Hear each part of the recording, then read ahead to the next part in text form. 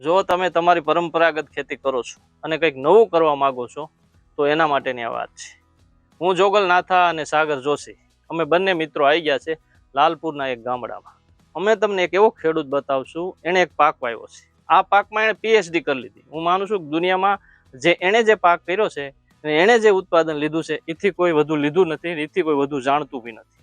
તમે આને ખાલી 10 મિનિટ આપી તમારો ટાઈમ ને એક વખત સાંભળો, તમને તમારી ખેતીમાં ઉપયોગી થશે. આવી માહિતી મને એમ છે કે ઘર બેઠી ગંગા છે, કોઈ ખેડૂતે તમને નહીં પીરસી હોય. આવો મારી સાથે, હું તમને ખેડૂતને મળાવું.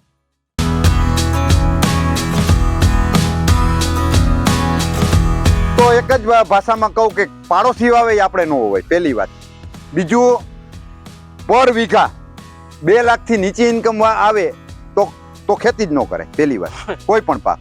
કારણ કે આજે સામાન્ય સિટી લેવલનો માણસ આજે લાખ રૂપિયા કમાઈને સારું જીવન જીવે છે, તો ખેડૂતનો પણ હક છે કે એ પોતે 12 થી 15 લાખ રૂપિયા પર યર કમાવા જ જોઈએ.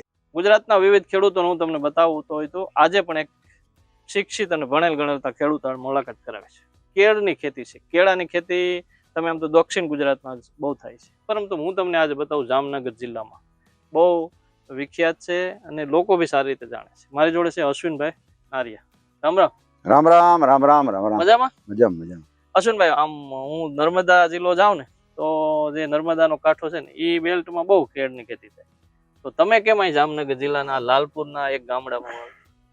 અમે પેલા વિચાર કર્યો કે ચીલા ચાલુ ખેતી તો અહીંયા કરે જ છે, મગફળી, કપાસ. તો એવું નક્કી કર્યું કે આપણે અહીંયા કેળા ખાવા તો જે બધાને જોઈ છે, આજે ઘરે ઘરે કેળા આજે એક સિમ્પલ ફૂડ તરીકે ઉપયોગ થાય, સસ્તામાં સસ્તું ફ્રૂટ છે.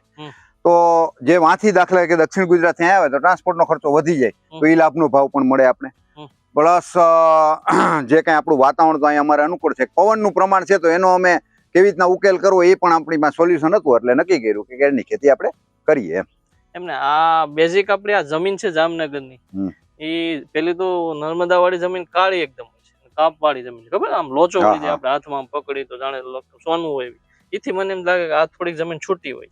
તો આ એ અનુકૂળ છે? 100% અનુકૂળ છે ગાય આધારિત ખેતીમાં. અને એમાંય ખાસ કરીને જે અમે વિકસાવેલી ટેકનોલોજી, અમારી અંતર આત્માથી નીકળેલું જે જ્ઞાન છે એ દ્વારા જો ખેતી કરવામાં આવે, 5 સંસ્કારની ખેતી કરવામાં આવે, તો કોઈ પણ પાક, દુનિયાનો કોઈ પણ પાક આપણે કોઈ પણ જગ્યાએ કરી શકીએ.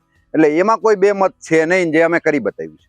આ તમારા પ્લાન્ટ છે, આ કઈ જાતના છે, ક્યાંથી લેવા, કેટલામાં પડે, આપણે કેટલા છોડ છે? એકચ્યુઅલી કેળાની અંદર ઘણી બધી વેરાયટીઝ હોય છે. એક એલચી કેળા પણ હોય છે, ખાસડિયા કેળા પણ હોય છે, અને જે લોકલ આપણે જે માર્કેટમાં કેળા વેચાય છે, જે ગ્રાન્ડ 9 કેળા હોય છે, પછી મહાલક્ષ્મી હોય છે. અમે જે જનરલ જે યુનિવર્સલ જે ગ્રોથ થાય એવા કેળા અમે ગ્રાન્ડ 9 વેરાયટી સિલેક્ટ કરી છે. અને એની ઘણી બધી ગુજરાતમાં લેબ છે. દાખલા કેડીલા છે, કેડીલા કંપની પણ બનાવે છે, જૈન કંપની પણ બનાવે છે, મેટ્રોજીન બાયોટેક પણ બનાવે છે. આણંદની અંદર ઘણી બધી લેબોરેટરી જે ટીસ્યુમાંથી છોડવા વાવે, અને એ ટીસ્યુ કલ્ચરના છોડ અમે મેટ્રોજીન બાયોટેક કંપનીના લીધેલા. આ કેટલા વીઘામાં છે અને કેટલા છોડ છે? અમારી અહીંયા જે અમારી વડીલોપાર્જિત જમીન છે, જે 5 એકર જમીન, એ 5 એકરમાં પૂરેપૂરા 5 એકરમાં, જેમાં અમારું મકાન ને એ બધું બાદ કરતા 12 વીઘામાં, અંદાજે 12 તો ન કહી શકાય, 11 વીઘાની અંદર અમારી એક કેળનું વાવેતર કર્યું છે. 6 બાય 6 નું વાવેતર છે, 6 ફૂટ બાય 6 ફૂટનું. અચ્છા, આ 6 ફૂટ બાય 6 બાય 6 ફૂટનું વાવેતર છે.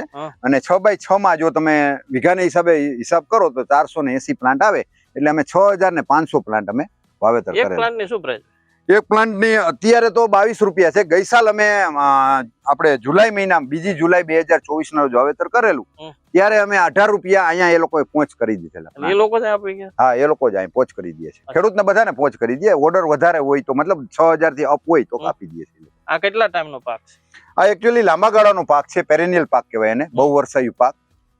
એકચ્યુઅલી કેમિકલ ખેતી જે કરે છે એને 3 વર્ષમાં લોકો કાઢી નાખે, પણ અમારે અમારા જાત અનુભવ ને બધું કરતા જોઈ રહ્યા છે કે 12 વર્ષ સુધી આમાં હવે બીજી કોઈ પાક લગાવવાની જરૂર રહે નહીં. અચ્છા, આમ અશ્વિનભાઈ ના કેળા છે, આમાંથી આ કેટલું ઉત્પાદન મળે? એટલે હું 11 વીઘા ગણું તો 11 વીઘામાંથી કેટલું મળે? હવે અમે અત્યારે તમને કહું તો 6500 પ્લાન્ટ હતા, એમાંથી અમે નક્કી કર્યું હતું કે અમે માર્કેટમાં સપ્લાય જ નથી કરવી. પર પ્લાન્ટ અમારે એવરેજ લૂમ 28 કિલોની આવેલી છે. એ 28 કિલોના અમે 30 રૂપિયાથી નીચે ક્યારેય કેળા વેચેલા નથી. અમે જે મોલ્સ છે બધા, દાખલા કે રાજકોટની અંદર 3 મોલ્સ છે, ઓર્ગેનિક મોલ, માણાવદરમાં છે, ઉપલેટામાં છે, સુરતમાં છે, અમદાવાદમાં છે, જામનગરમાં છે. તો એ મોલ્સની અંદર અમે કેળા આપ્યા, પ્લસ છેલ્લે અમે રોડ ઉપર પણ આઉટલેટ કરેલા. એટલે અમારે 28 કિલોમાંથી 30 રૂપિયા લેખે 28 54 એવરેજ 540 રૂપિયા પર પ્લાન્ટના અમને ઇન્કમ થયેલી.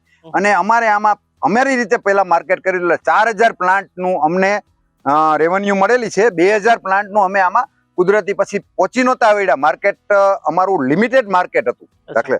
તો એ 2000 પ્લાન્ટ અમારે આમાં ખાતર તરીકે ઉપયોગ થયો છે. એટલે 4000 પ્લાન્ટ એને ગુણ્યા 500 એટલે 21,70,000 રૂપિયા અમારે અત્યારમાં આ 1 વર્ષમાં ઇન્કમ થયેલી છે. અચ્છા, આ તમે ઓલા પ્લાન્ટ કાઢી નાખો છો તો એનો શું મતલબ છે? અચ્છા, હવે એમાં એવું થયું કે અમે છે ને આજ વખતે એક જ પ્લાન્ટ હતો, ટીસ્યુનો એક જ. પછી અમે વિચાર્યું કે ખેડૂત અને સાયન્ટિસ્ટો બે એમ કહે કે એક જ પ્લાન્ટ રાખવાનો. ત્યાર પછી ફૂલે અમે 2 રાખ્યા છે. એટલે 2 રાખ્યા. અને એમાં અમારે અહીંયા રિલાયન્સમાં જે વંતારાનો જે પ્રોજેક્ટ આવેલો છે, જે અનંતભાઈનો, એમાં લૂમ કાપ્યા પછીનું થળિયું એ લોકો માગ્યું, અમે આપ્યું હતું. તો એ આપ્યા પછી એ લોકો એવું કીધું કે હજી અમારે જોઈએ છે. તો હવે એવું નક્કી કર્યું કે અમે હિસાબ કર્યો તો આવતી સાલ અમારે દાખલા તરીકે અમે બધા 6,000 પ્લાન્ટ અને અમારી બજાર 50 રૂપિયા કિલો કેળાની આવે. તો એ પ્રમાણે વિચારતા થાય તો 50 લાખ રૂપિયા 10-11 વીઘામાં મળે. તો એ લોકોએ અમને પૂરતો ભાવ આપ્યો ને અમે હિસાબ કર્યો તો વર્ષમાં 50 લાખ રૂપિયા ઈ પણ આપે છે. તો અમે એવું નક્કી કર્યું કે આ વર્ષે આમાંથી હવે આપણે વંતારામાં ખડી આપીએ. એટલે અમે હવે કાપીને એને આપીએ. મરેલાની કિંમત વધુ જાથી એવો જ છે. હા, ઈ તો અમારે વંતારાનો પ્રોજેક્ટ જામનગરમાં આવ્યો છે, ત્યાં પોસિબલ રહીએ. દૂરના ખેડૂતો માટે એ પોસિબિલિટી ન રહીએ, કારણ કે અહીંથી 30 થી 40 કિલોમીટરના વંતારાના જે પેરિફેરલ એરિયામાં અને પ્લસ વધારાનું જે એને ઓર્ગેનિક જ માગે છે ને એને 100% જે કન્ડક્ટિવ ઓર્ગેનિક હોય એવી જ વસ્તુ માગે છે. એટલે ઈ બીજા ખેડૂત માટે ઈ વિચારીને કામ ન કરે. અચ્છા, હવે આમાં રિસ્કી શું છે અશ્વિનભાઈ? રિસ્કી ગાય આધારિત ખેતીમાં કોઈ પણ જાતનું રિસ્ક નથી, પણ ખેડૂતોએ પોતે, દાખલા તરીકે અત્યારે સરકાર પ્રયાસ કરી રહી છે કે સુભાષ પાલેકર સાહેબ કહે છે કે તારાચંદ બેલજી કહે છે કે જાપાનના કુકુકોવા કહે છે કે ભાસ્કર સાવે કહે છે. તો એ પોતાની ન્યાની પરિસ્થિતિ મુજબ કામ કરવાનું કહે છે. ખેડૂતે પોતે જે તે પરિસ્થિતિના, જે તે જમીનમાં, જે તે આબોહવામાં પોતાની આંતરસૂચિ જો ખેતી કરે તો કોઈ પણ જાતનું રિસ્ક તો એ વાત રહી, પણ કદાચ તમે ઇન્ડસ્ટ્રીયલ ઇન્કમ પણ મેળવી શકો. અચ્છા, તમે એમ કહો કે આ 10 વર્ષ હાલશે તો પાકની જમીનની કઈ ધોવાણ નહીં થાય? મને એમ લાગે કે તો પોષક તત્વોનું શું થશે? જો હવે આપણા એગ્રીકલ્ચર સાયન્સની અંદર અને જે કાંઈ આપણા વિશ્વએ વિકાસ કર્યો છે, એ કોઈ વિકાસ એટલે શોધનની ભાષામાં એ લોકો એવું કહે છે કે રિસર્ચ. સર્ચ શબ્દ તો આપણા ઋષિમુનિ આપેલો જ છે, આપણે એને રિસર્ચ કરે છે. તો જે સર્ચ કરેલું છે ઋષિમુનિઓએ, એમાં ખરેખર ભારતીય સંસ્કૃતિ મુજબની પ્રણાલીગત ખેતી, ભારતીય સંસ્કૃતિની પરંપરાગત મુજબની જો ખેતી કરીએ તો એમાં 108 તત્વોની જરૂર છે. અને એ 108 તત્વો તમારે 5 સંસ્કારની ખેતી દ્વારા જ શક્ય બને, જેમાં ભૂમિ સંસ્કાર એટલે દિશા પ્રમાણેના વૃક્ષ તમારે હોવા જ જોઈએ, જેનાથી વાતાવરણ દ્વારા પણ nitrogen, phosphorus, potash, calcium, magnesium, zinc, boron, molybdenum અને બીજા જે વાયુ છે, ફોસ્ફરસ, મેટ્રોક્સાઇડ, ઇથિલિન ઓક્સાઇડ, એ બધા ગેસ અહીંયા સ્થિરીકરણ થાય. અને ઇવન જ્યાંથી તમારા વિચાર પૂરા થાય છે અને જે આપણે ઉપર કોસ્મિક ઉર્જાને જે આપણે જોઈએ છે, જે શક્તિને એ શક્તિને જો તમારી જમીનમાં સ્થિરીકરણ કરવાની તાકાત હોય, અને એ તાકાત આપણી ભારતીય સંસ્કૃતિના મૂલ્યોથી જ થાય, અને એ મૂલ્યોમાં આપણી ગાય મેઇન બેઝ છે, અને એ બેઝનો ઉપયોગ કરીને અમે ખેતી કામ કર્યું છે. એટલે રિસર્ચને ભૂલી જાઓ, રિસર્ચનો ઉપયોગ કરો. તમે તમારી કોઠાસૂઝથી ખેડૂત ઉપયોગ કરો, પણ તમારી આંતરસૂઝથી આપણે જે સર્ચ આપણા ઋષિમુનિઓએ જે કરેલું છે, અને અમે જે 5 સંસ્કારમાં જેમાં યજ્ઞ પણ આવી જાય છે, જેમાં 9 સમિધના વૃક્ષ, દાખલા તરીકે આપણું જે બ્રહ્માંડ છે એની અંદર જે 9 ગ્રહ છે, એ 9 ગ્રહની તાકાત એક અલગ છે. એ તાકાતને આપણે જ્યારે જન્મ થયા ત્યારે આપણા ભૂદેવો આપણે વીંટી પહેરાવે છે 9 હોય તો એની માપણી કરીને એના અંતરની. તો ઈ ગ્રહના વૃક્ષો પણ આપણા ઋષિમુનિએ આપ્યા છે. દાખલા તરીકે સોમ ભગવાન એટલે કે સૂર્ય ભગવાનનો સાંકળો છે, એનો ઉપયોગ કરો ખેતીમાં. મંગળ ભગવાનનો ખેર છે, ચંદન છે, તો એનો પ્રત્યક્ષ પરોક્ષ રીતે ઉપયોગ કરો. બુધ ભગવાનનું અપામાર્ગ છે, એનો પ્રત્યક્ષ પરોક્ષ રીતે ઉપયોગ કરો. ગુરુ ભગવાનનું પીપળો છે, એનો ઉપયોગ કરો. શુક્ર ભગવાનનું ઉમરો છે, એનો ઉપયોગ કરો. શનિ ભગવાનનું આપણું શમી દેવતા છે, એનો ઉપયોગ કરો. અને ચંદ્ર ભગવાનનું ખાખરો છે, એનો ઉપયોગ કરો, જેના કેસુડાનો ઉપયોગ કરો.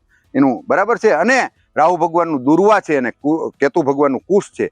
એ અમે નવે નવ સમિજના વૃક્ષોનો અમારા જે કાંઈ અમે અહીંયા જળ બનાવીએ છીએ, જે કાંઈ અમે લિક્વિડ ફર્ટિલાઇઝર બનાવીએ છીએ, લિક્વિડ ખાતર બનાવીએ છીએ, એમાં અમે નાખી દઈએ છીએ ને એનો અમે તમે રિઝલ્ટ જોઈ રહ્યા છો. પછી માની લો કે બીજો માની લો કે આ તમારો પ્રોજેક્ટ જોઈએ કોઈ ઉનાનો માણસ છે કે કોઈ જુનાગઢનો માણસ છે, એ આ પોસિબલ છે?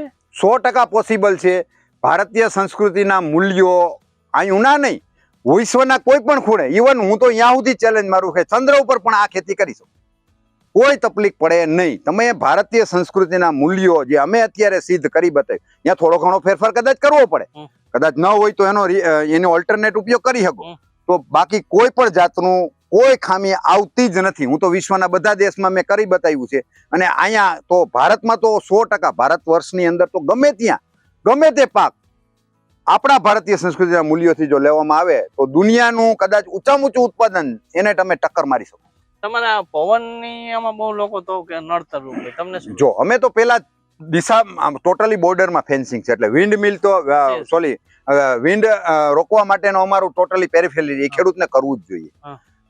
પેલા તો ખેડૂત પાસે નહીં થાય, છતાંય અમે એના માટેનો વિકલ્પ એવો છે કે ટેકા ન મરાય. અમે સિમ્પલ જો આ દોરી બાંધેલી, જે તે સમયે થડમાં સાડીની રિબિન કરેલી, સામે લૂમ હતું ત્યારે ત્યાં દોરી નાખેલી, આ દોરી પડી જ છે, દોરીથી આખા ટેકા મારી દીધા, જે સિમ્પલ કોસ્ટિંગમાં છે. એના વિડીયો પણ તમને મળી જશે. અચ્છા, એટલે પવનની તો કોઈ ઇસ્યુ જ નથી. નહીં, કોઈ ઇસ્યુ જ નથી. બરાબર. પછી આ માની લો કે આ તમે આમાં કચરો કે ગમે તો લોકો ચોખ્ખું રાખતા હોય, તમે કેમ આવું નવું રાખો? અચ્છા, એ બાબત તમને કહું કે જે કઈ બાયોમાસ છે એ તમારો અહીંયા હોય એટલે ખાતર બનાવવાની પ્રક્રિયા, આમાં અળસિયું ખૂબ છે, માઇક્રોરાઇઝા ખૂબ છે, બધા બેક્ટેરિયા છે, એને ખોરાક તો જોશે જ. તો એ ખોરાક એમના ડિકમ્પોઝ થઈને બીજું ટોટલી ખાતર થઈ જાય. આપણો જે કઈ કચરું છે એ ડિકમ્પોઝિંગ કચરું છે, કોઈ પ્લાસ્ટિક વેસ્ટ નથી. એ તો આપણે નાખવું જ જોઈએ, મલ્ચિંગ કરવું જોઈએ ખેડૂતોને. ખાસ આપણો અધિકાર, દેશી ભાષામાં કહું તો આપણો અધિકાર ખાલી દાણામાં છે, બાકી બધું જમીનને પાછું હોપી દો તો જમીન માતા બધું આપવાનું જ છે. સિમ્પલ લોજિક છે. બરાબર. પછી આ કાઢવા માટેની કઈ આમ મથામણ રહે લોકો કે આ મુશ્કેલ છે થોડી, કેળ ને કાઢવી અઘરી થઈ જાય, તમે શું કહો? અમે સિમ્પલ, તમે બહાર જોઈ કદાચ વિડીયો લઈ લેજો, એક ટ્રેક્ટર બનાવ્યું છે, સામાન્ય પાવર ટીલરમાં ટ્રોલી બનાવી છે. આ વચ્ચેનો રસ્તો છે, અહીંયા રસ્તામાં રહી જાય. આ ખાલી આ બાજુ 250 ફૂટ લંબાઈ છે, આ બાજુ 250 ફૂટ છે. માણસ માંથી લૂમ ખંભે નાખીએ, હવે અહીંયા રાખી દઈએ, સીધું વાવ આવી જાય. સિમ્પલ છે કાઢવા માટે, હાવ ઇઝી ઓપરેટેબલ છે. અને હવે તો ભવિષ્યમાં એ મોટો રસ્તો થઈ જશે. આ તો પહેલું વર્ષ હતું એટલે નાનો રસ્તો, મોટો રસ્તો કરીને તમે વચ્ચે ગાડી ચલાવી શકો છો, કોઈ પ્રોબ્લેમ નહીં. પછી પાણીનો શું થાય? આમ પાણીની કોઈ અસર કરી હશે ને? પાણી જો એકચ્યુઅલી કેળને પાણી તો આ લોકો સાઉથ ગુજરાત કે કોઈ પણ આપણા એગ્રીકલ્ચર ડિપાર્ટમેન્ટ કે વધુ પાણી જોઈએ, પણ અમે એવું જોયું અહીંયા કે પાણી બહુ ઓછું જોઈએ છે. અમારે તો આખું ડ્રીપ છે ને સબસોઇલ ડ્રીપ છે. એકચ્યુઅલી ડ્રીપ અને સબસોઇલ ડ્રીપ જો આમાં જમીનમાં દાટી દીધી છે, ક્યાંક ક્યાંક દેખાય છે. હા, ઓછું પાણી જોઈએ છે. અમારે ખાલી અહીંયા એક જ બોર ચાલે છે, મોટર 8 કલાક પાવર આપે છે. પશ્ચિમ ગુજરાત વીજ કંપનીનો પાવર છે, એમાં એવરેજ અમે પાવરનું માર્કિંગ કર્યું તો 6 કલાક એવરેજ પાવર આવે છે. 6 કલાકમાં અમારી કેળ સેફ છે, કોઈ તકલીફ નથી, કોઈ પાણીની જરૂરિયાત જ નથી પડી વધારે. પછી આમાં જમાના પ્રમાણેની હાઇબ્રિડ ટેસ્ટિંગ વાળી ને આમાં કોઈ એવું છે અવલોકન છે કે અત્યારે જૂનું સારું છે કે નવું બેસ્ટ છે? તમારું શું કહેવું? કેળમાં તો હું હૈદરાબાદ જાઉં તો ત્યાં તો ઓલી નાની સાઈડ વાળા બધું ખવાય છે. આપણે મેં તમને પહેલા જ કીધું કે આમાં ઘણી બધી વેરાયટી છે. એક એલચી કેળા છે જે રોયલ પબ્લિક ખાય છે, રોયલ માણસો એલચી કેળા માંગે, જે નાની કેળા, બરાબર છે. એક ખાસડિયા બ્રાન્ડ છે જેના વેફર માટે સ્પેશિયલ છે. દાખલા તરીકે તમે કેરલામાં એક કંપની છે તો એ પીળી વેફર એની બ્રાન્ડ થી વેચે, એ ખાસડિયા કેળાની વેફર છે, એની પીળી જ વેફર થાય.